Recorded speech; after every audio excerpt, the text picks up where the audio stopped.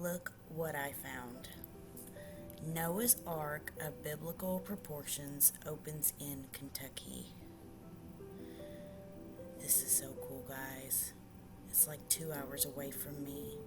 So when I go, I'm gonna do a video.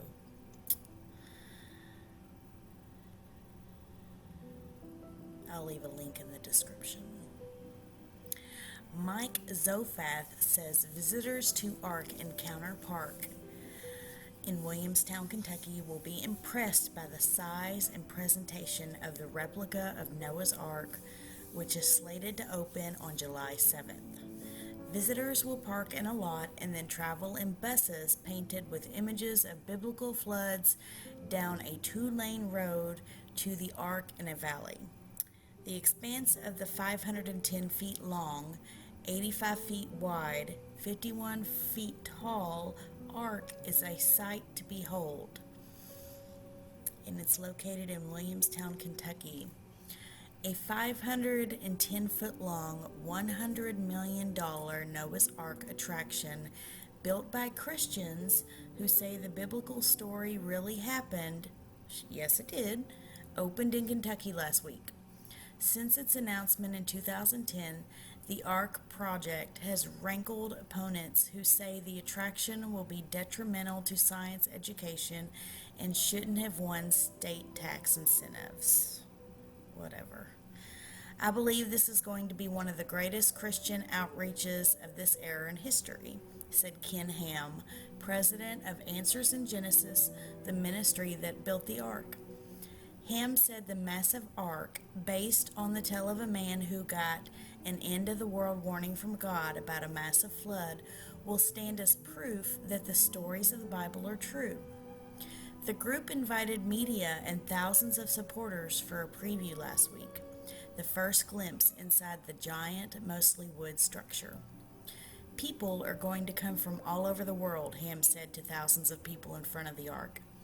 Ham's group has estimated it will draw 2 million visitors in its first year, putting it on par with some of the big-ticket attractions in nearby Cincinnati.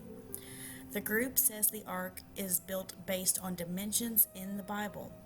Inside are museum-style exhibits, displays of Noah's family, along with rows of cages containing animal replicas, including dinosaurs.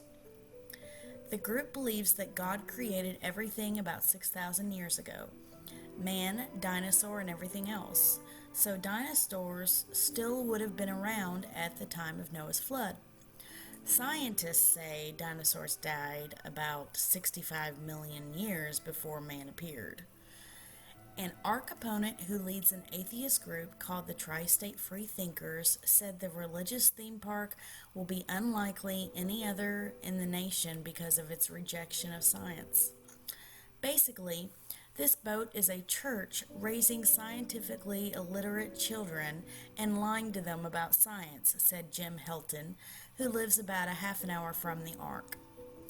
Ham said the total cost of the Ark surpassed $100 million, a far cry from a few years ago when fundraising for the boat was sluggish and much larger theme park plans had to be scaled back.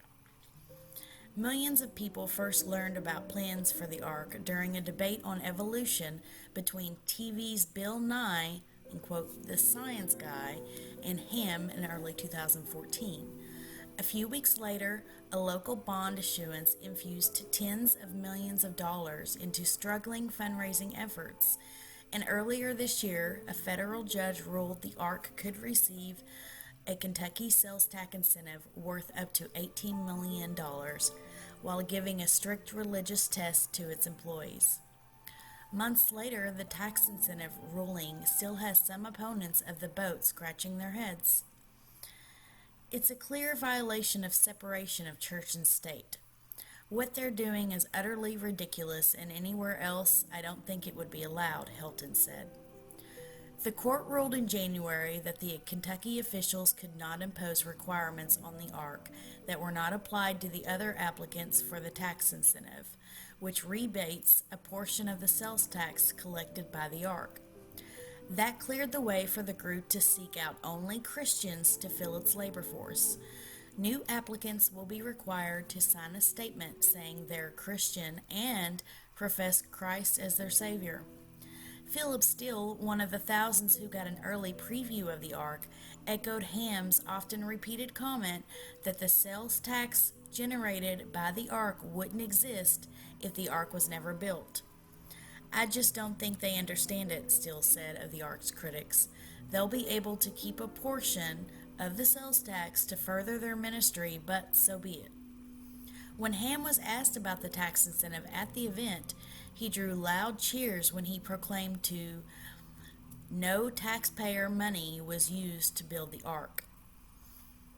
As much of a boon as the $18 million tax break would be, Nye's agreeing to debate Ham may have helped turn the tide of years of sluggish fundraising.